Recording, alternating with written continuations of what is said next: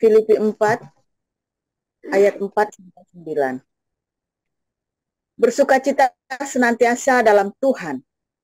Sekali lagi kukatakan, bersukacitalah. Hendaklah kebaikan hatimu diketahui semua orang. Tuhan sudah dekat. Janganlah hendaknya kamu khawatir tentang apapun juga.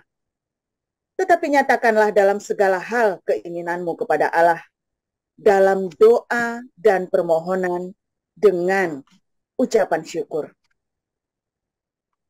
Damai sejahtera Allah yang melampaui segala akal akan memelihara hati dan pikiranmu dalam Kristus Yesus. Jadi akhirnya, saudara-saudara, semua yang benar, semua yang mulia, semua yang adil, semua yang suci, semua yang manis, semua yang sedap didengar, semua yang disebut kebajikan dan patut dipuji. Pikirkanlah semuanya itu. Dan apa yang telah kamu pelajari, dan apa yang telah kamu terima, dan apa yang telah kamu dengar, dan apa yang telah kamu lihat. Padaku, lakukanlah itu. Maka Allah sumber damai sejahtera akan menyertai kamu. Demikian. Terima kasih Bu Narliana. Judul renungan pada hari ini, dipilih dan memilih, ya, dibawakan oleh Evangelis Waria Effendi atau Dr. Ria. Persilakan. Selamat pagi semuanya. Suara saya bisa didengar? Bagus. Oke, terima kasih. Selamat pagi Bapak Ibu semuanya. Senang ketemu lagi pagi hari ini dengan jumlah orang yang banyak sekali ya. Lumayan ya. Oke. Nah, ayat firman Tuhan hari ini judulnya saya ambil judul dipilih dan memilih. Ini kita untung sudah lepas dari pemilu kemarin ya, jadi nggak ada hubungannya ya. Jadi nggak usah mikir ini, wah kampanye ya, udah lewat. Jadi saya ambil judul ini karena hidup ini adalah pilihan. Setuju nggak teman Bapak Ibu? Ya, hidup ini adalah pilihan. Tapi ada hal-hal yang nggak bisa pilih. Betul? Ada hal-hal yang di luar kuasa kita. Misalnya, apa yang tidak bisa kita pilih? Lahir. Ya, kapan kita lahir? Di mana kita lahir? Di keluarga mana kita lahir, di kota mana kita lahir, pernah nggak terpikir? Saya kadang-kadang berpikir loh, enak ya kalau lahir di Amerika gitu. Enak ya kalau lahir di Eropa, di Swiss, wah, ya kan? Di negara-negara maju ya. Saya suka berpikir kenapa Tuhan nggak kasih saya lahir di daerah-daerah yang maju itu ya. Kalau nggak, waduh, saya udah jadi apa kali ya? Gitu. Kadang-kadang berpikir begitu ya. Pernah nggak Bapak Ibu berpikir seperti itu? Tapi kalau saya tarik kembali ya, Kak, berpikir ulang, oh saya lahir di Indonesia, di keluarga kelas menengah, sebagai anak pertama, kan Bapak Ibu juga nggak bisa milih kan mau jadi anak keberapa. Kadang-kadang, anak jadi anak pertama lo warisan paling gede, bener nggak? Nggak juga ya. Anak paling kecil, apa-apa diperhatiin, apa-apa ngalah, kakak-kakaknya ngalah, ya kan? Nah, kita perhatiin nih, kita lahir di keluarga mana? Karena ini pengaruh dengan kita punya karakter sebenarnya ya. Karakter manja, karakter keras kepala, itu kadang-kadang ada hubungannya dengan urutan di mana kita diurutkan dalam keluarga ya. Biasanya yang paling keras kepala anak nomor tengah ya. Nggak tahu ya, di sini nggak ada ya. Mau tengah, mau depan, mau belakang, baik-baik semua. Kepalanya udah nggak keras ya. Oke, jadi saya berpikir ya, wah kalau saya akhirnya bersyukur ya, saya lahir di Indonesia karena apa?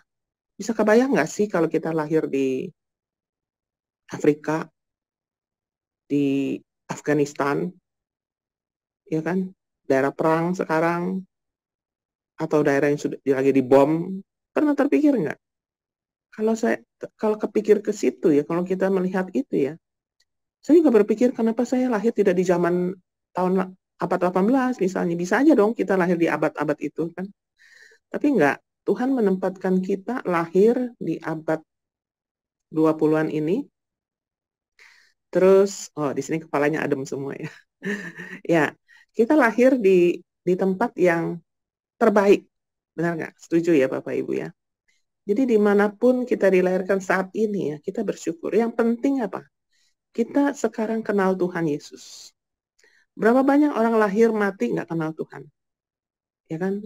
Nggak menikmati pergaulan dengan Tuhan, tidak menikmati hadirat Tuhan. Berapa banyak orang yang lahir mati lewat aja begitu. Sia-sia ya hidup seperti itu ya.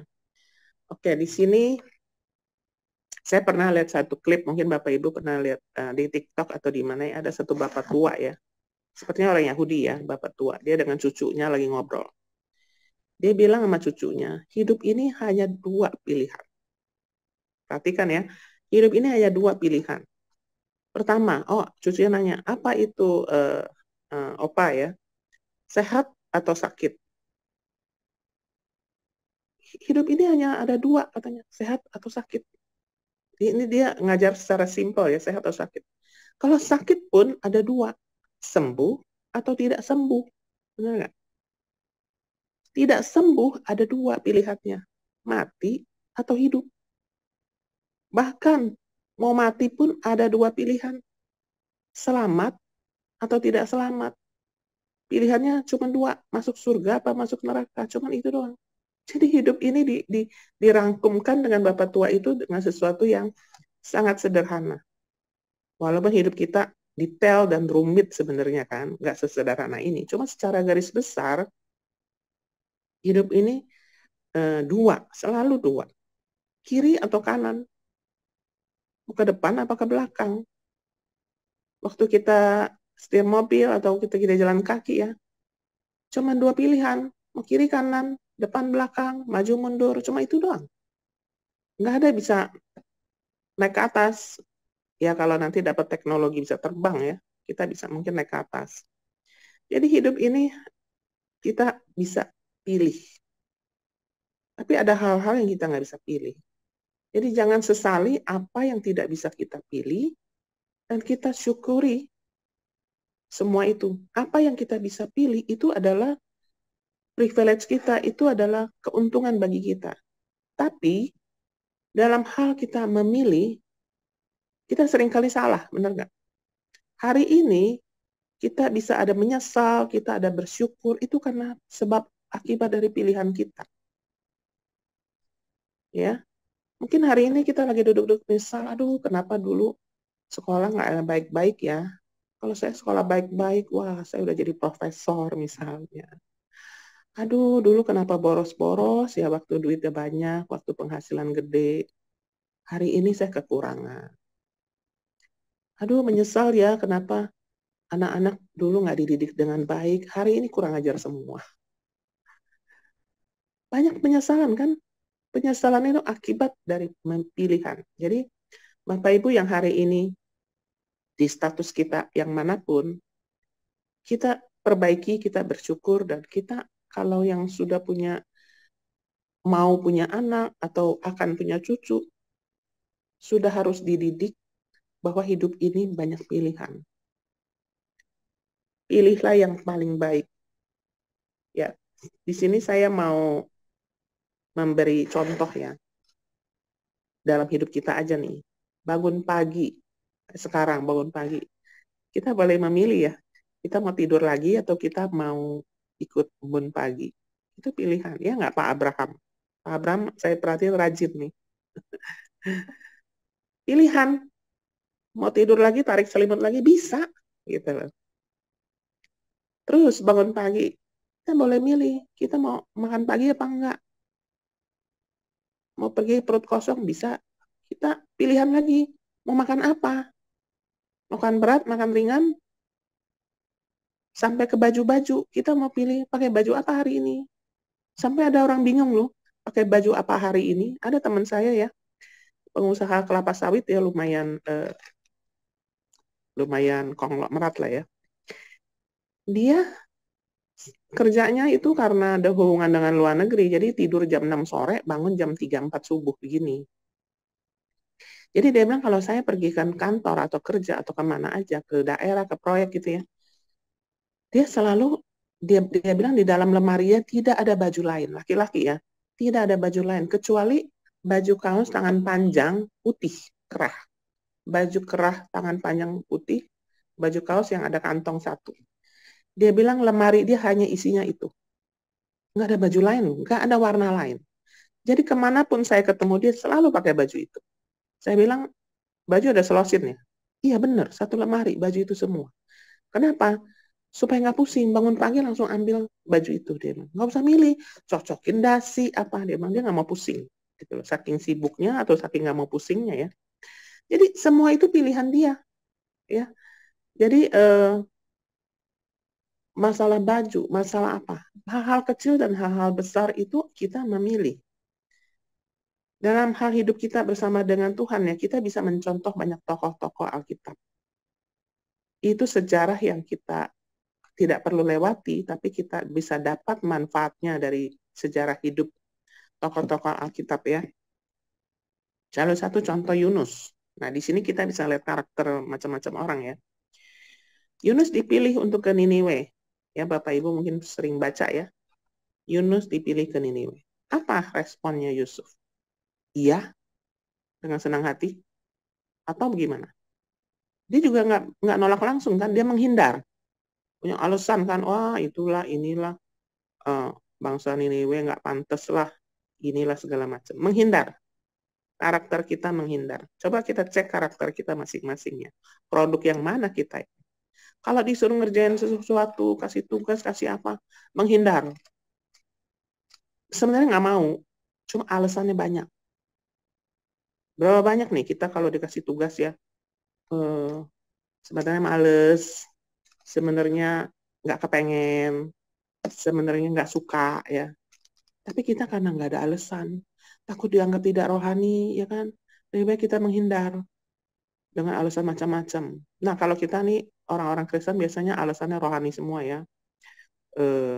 Bukan alasannya yang aneh-aneh ya, tapi alasan rohani. Menghindar Yunus. Musa, waktu dipanggil Tuhan untuk mengembalakan jemaat, mengembalakan umat Israel ya. Apa respon dia yang pertama? Alasan, bukan? Gak bisa ngomong, ya kan? Gak lancar ngomong, gugup, saya nggak pinter. Dia suruh orang lain, udah menghindar, mending kalau udahan ya, dia suruh orang lain, ini sodorin orang lain, dia aja nih, dia pinter nih. Itu namanya apa? Ilmu ngejorokin ya. Kita nggak bisa ngejorokin orang lain gitu. Ya. Berapa banyak dari kita produk-produk jorokan nih. Produk-produk dijorok waktu kita melayani. Aduh, nggak ada orang lain ya. Udah dah, dia aja dah. Ya. Jadi banyak kita melayani Tuhan karena dijorokin. Ada jorokan yang positif, ada jorokan juga yang negatif, benar nggak? Saya salah satunya dijorok karena dijorokin dalam hal yang positif gitu loh. Saya punya sifat ya, agak keras ya. Kalau ngomong banyak orang yang tahu saya dari luar, baru kenal saya, dibilang judes, dibilang galak ya. Di komunitas saya, di gereja ya, wah galak gitu loh. Itu yang belum kenal saya. Ya, jangan khawatir Bapak Ibu, nggak usah takut dulu. Tapi saya disuruh waktu kira-kira 10-15 tahun yang lalu, saya dipercaya oleh leader di gereja saya untuk memimpin satu komunitas kecil ya, namanya Komsel gitu. Waktu saya diajukan untuk memimpin itu, saya mikir, waduh, itu Komsel memimpin orang kan sama seperti gembala kan. Kan kita ada 5 jawatan, benar nggak? Bapak Ibu udah ngerti lah ya.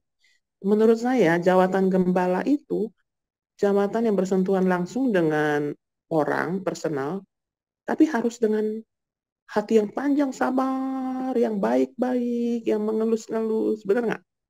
Ya, kita harapkan nggak pemimpin seperti itu, yang baik-baik, yang ngomong baik, yang lemah lembut, ya, yang nggak pernah marah, yang siap sedia mendengar. Saya agak susah mendengar sih sebenarnya. Saya lebih banyak ngomong daripada mendengar.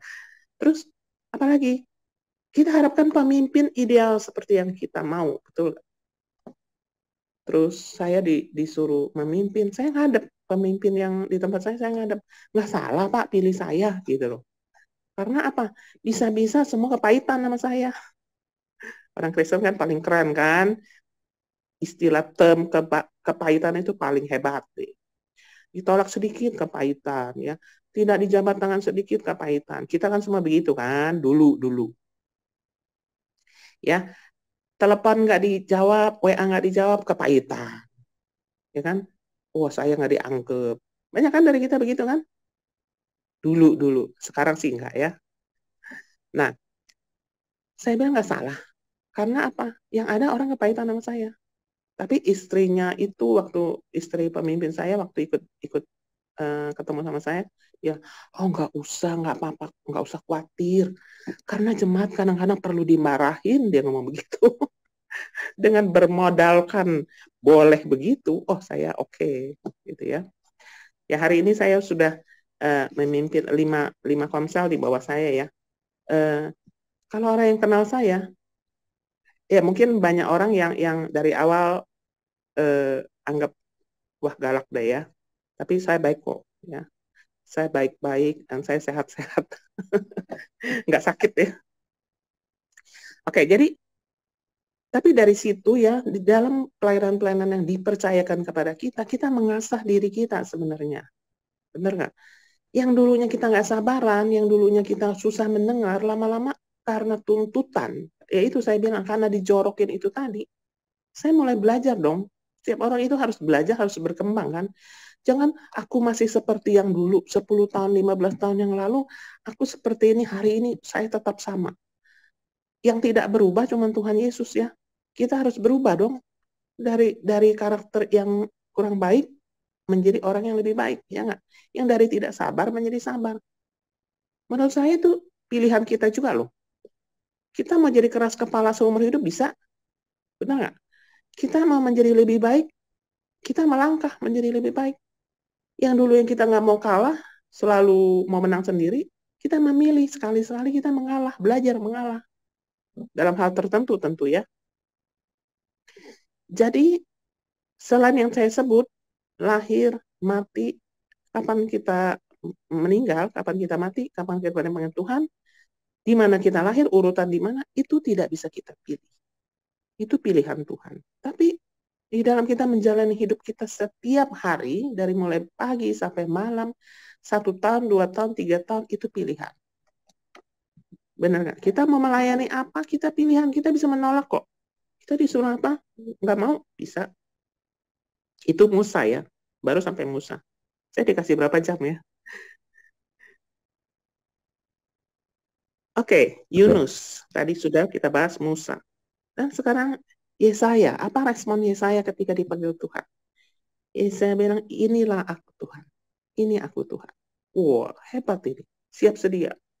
Luar biasa nih. Kalau punya pekerja-pekerja, punya jemaat seperti ini ya. Nggak ada yang nolak. Ini aku Tuhan. Pakailah aku. Wah, keren ya. Kita langsung begini nggak sih? Waktu kita jadi orang percaya? Enggak ya, nggak langsung ya. Biasanya kita perlu proses. Yosua juga keren kan, Yosua. Dia memilih, aku dan keluargaku akan melayani Tuhan. Benar nggak? Bahkan bukan hanya pilihan untuk hidupnya, tapi pilihan untuk keluarganya dia yang pilihin loh.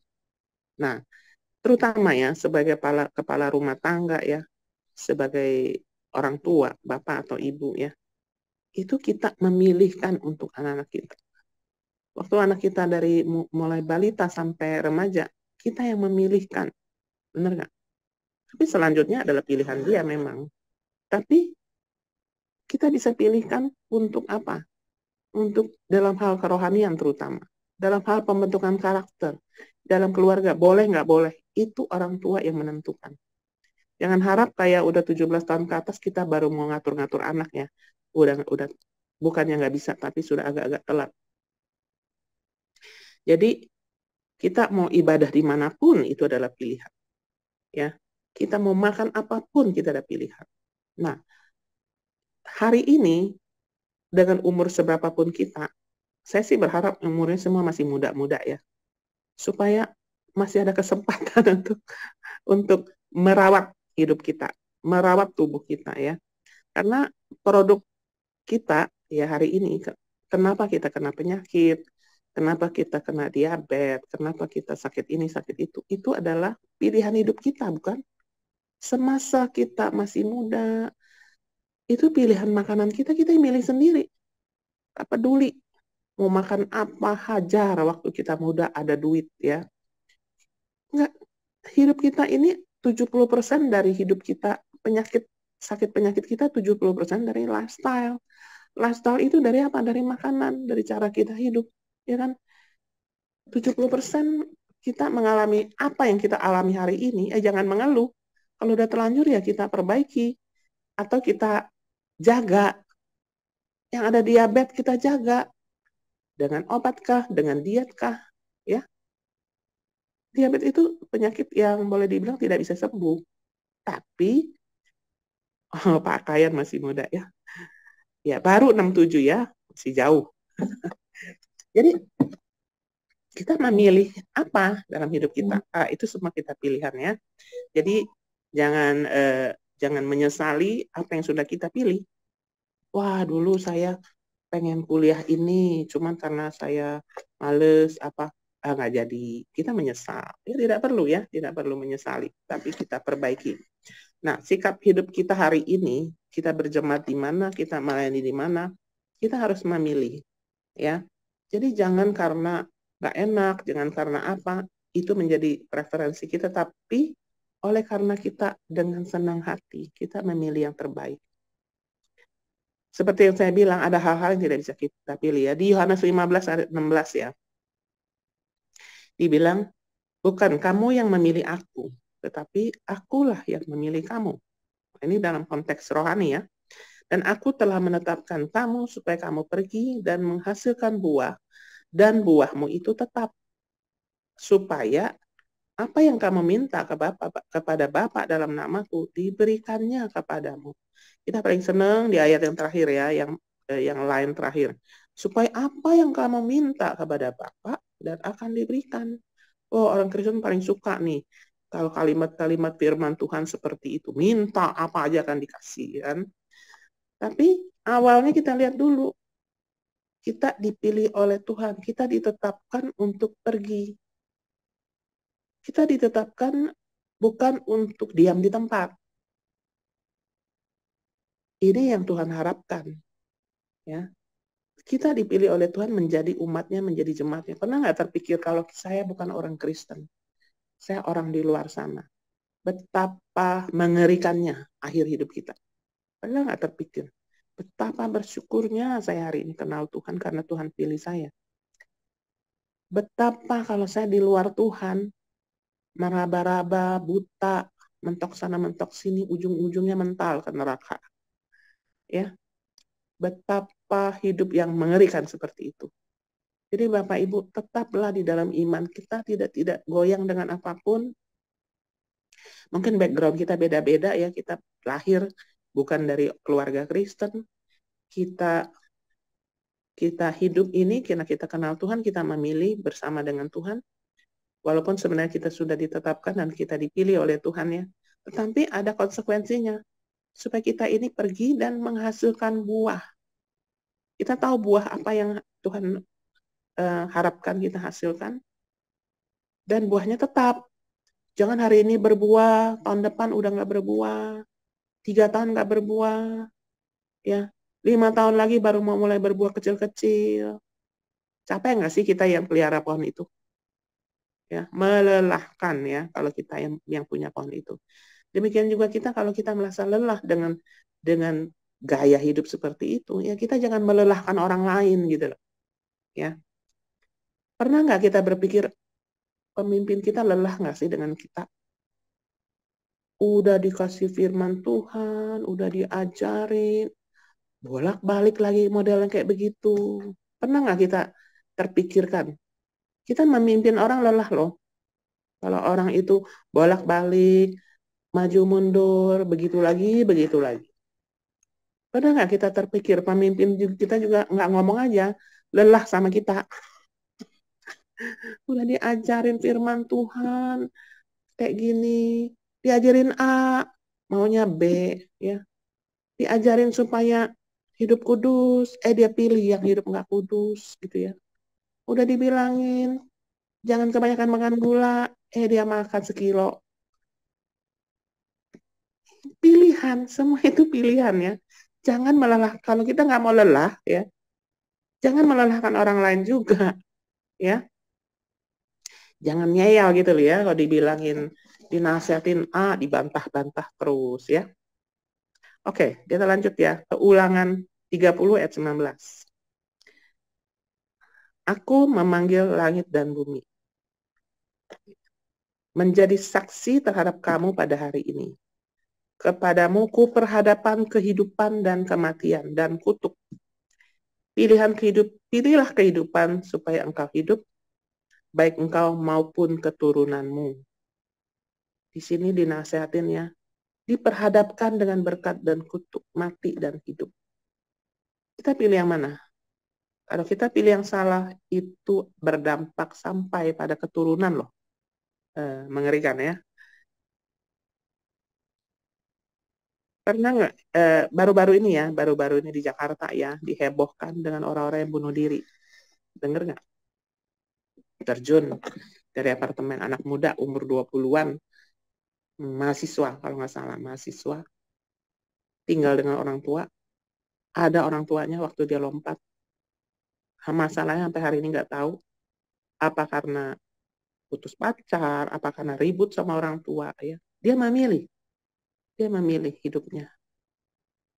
Terus ada lagi yang sekeluarga 4 orang tuh yang sama-sama ngikat diri dan terjun bareng. Dia memilih. Hidup ini banyak pilihan dan hidup ini nggak ringan, betul nggak? Hari ini kadang-kadang kita berat loh hidup ini. Hari ini kita urusan selesai satu, besok timbul urusan yang harus kita rapihin, kita kerjakan. Kadang-kadang orang-orang kantor ya, teman-teman saya ya, kelihatannya kerja di kantor enak, baik, tahu-tahu ada masalah di keuangan, bocornya nggak ketahuan, wah kalang kabut mesti cari kemana ini duit gitu loh. Wah dikasih deadline, dikasih apa. Hidup ini selalu deg-degan, makanya kita punya jantung ya, makanya deg-degan terus. Kalau nggak punya jantung kita udah nggak deg-degan ya. Nah, selalu tiap hari kita deg-degan loh dengan berbagai masalah gitu ya. Dengan nanti dengan saya di gereja kan banyak orang yang cari lah ya. Nanti yang sakit ini, yang sakit itu. Ada yang udah kena kanker payudara, stadium 3. Selalu konsultasi, operasi. Ronsen sana, ronsen sini, tahu-tahu katanya ginjalnya ada tumor, harus diangkat juga ginjalnya. Ini satu orang ya, mengalami banyak penyakit. Setelah ginjalnya katanya mau diangkat, ini dalam proses menuju diangkat. Terus ada lagi, timbul masalah baru, katanya di paru-paru kanannya ada benjolan lagi. Waduh, saya yang mendampingi dia, saya aja stres ya, deg-degan ya, dengar laporan-laporan seperti itu. Karena apa? Bagaimana cara kita menghibur dia? Bagaimana cara kita mendampingi orang seperti ini? Ya kan? Apalagi dia, gitu. Jadi kita harus banyak hikmat juga untuk mendampingi orang-orang kayak begitu ya. Banyak kiri kanan saya ada yang muda-muda stroke gitu ya. Itu kan gaya hidup juga. Salah satunya gaya hidup ya. Cuma ya mau nggak mau kita harus dampingin. Dia harus memilih mau diem-diem aja atau mau diobatin. Atau ada usaha apa. Pilihan lebih berat dibanding kita. Ya, kalau kita ada sakit penyakit, kita bisa memilih untuk merawat tubuh kita atau merawat keluarga kita dengan baik. Jadi di Alkitab bilang, pilihlah kehidupan, pilihlah berkat, bukan pilih kutuk, ya. Ya, kita lihat di ayat yang tadi barusan kita baca ya. Bersukacitalah. Bersukacita itu juga pilihan. Kalau kita mau kupas ayat ini, wah lama juga ya. Bersukacita itu juga pilihan. Kita mau pilih nangis terus, kita mau pilih susah hati terus, atau apa? Kalau kita bersama dengan Tuhan, Tuhan bilang bersukacitalah senantiasa dalam Tuhan. Di sini ini ada sedikit nada perintah ya, bersukacitalah senantiasa dalam Tuhan. Karena ini adalah pilihan yang Tuhan suruh buat kita. Bersukacitalah. Sekali lagi ku katakan bersukacitalah, 2 kali loh di repeat ya. Jadi Tuhan nggak bilang bersukacitalah. Terus ya kalau nggak bersukacita ya udahlah, nangis-nangis dikit. Apa ayatnya kayak gitu? Kan enggak ya. Oh, ayatnya bersukacitalah 2 kali. Sekali lagi ya aku katakan ya, bersukacitalah. Ini nadanya nada perintah ya. Tapi perintah apa? Bersukacita. Bukan perintah yang negatif ya. Jadi saya encourage ya, saya mendorong kita semua untuk apapun yang kita hadapin, nanti matahari akan terbit ya. Ini masih gelap ya. Kalau di Jakarta matahari akan terbit, nanti kita pilihan kita apa? Bersukacitalah.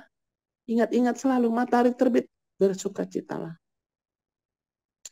Berikut, hendaklah kebaikan hatimu diketahui semua orang. Kita berbaik hati, nggak berbaik hati dengan orang lain, itu juga pilihan loh. Kita mau baik hati, mau jahat, mau cuek, mau apa, itu pilihan juga. Ya. Hendaklah kebaikan hatimu diketahui semua orang, Tuhan sudah dekat. Janganlah hendaknya kamu khawatir tentang apapun juga. Nah, kekhawatiran itu juga salah satu pilihan ya. Khawatir pasti ada sebab. Pasti ada masalah, maka kita khawatir. Kalau tidak ada masalah, ya kita nggak khawatir dong, otomatis lah itu mah ya. Tapi ketika ada masalah pun, Tuhan menyertai kan. Janganlah khawatir akan apapun juga. Tetapi nyatakanlah segala keinginanmu kepada Allah dalam doa dan permohonan dengan ucapan syukur. Nah, dikasih jalan keluar. Kalau kamu khawatir, ini jalan keluarnya gini loh. Terapinya ini, obatnya ini. Nyatakanlah kepada Tuhan ya. Jangan buntu-buntu sendiri ya. Yang keluarga bunuh diri 4 orang itu karena masalah kelilit uang ya, masalah ekonomi. Janganlah kamu khawatir. Kalau dia pernah baca ayat ini, nyatakanlah keinginanmu kepada Tuhan. Jadi Bapak Ibu, ini kita udah baca ya. Pada akhir katanya, saudara-saudara di ayat terakhir ya, kita ambil ya. Semua yang benar, semua yang mulia, semua yang adil, semua yang suci, semua yang manis, semua yang sedap didengar, semua yang disebut kebaikan dan patut dipuji, pikirkanlah semua itu, pilihlah itu.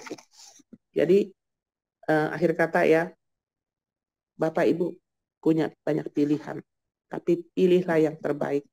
Seperti yang diajarkan Alkitab, pilihlah berkat, jangan pilih kutuk.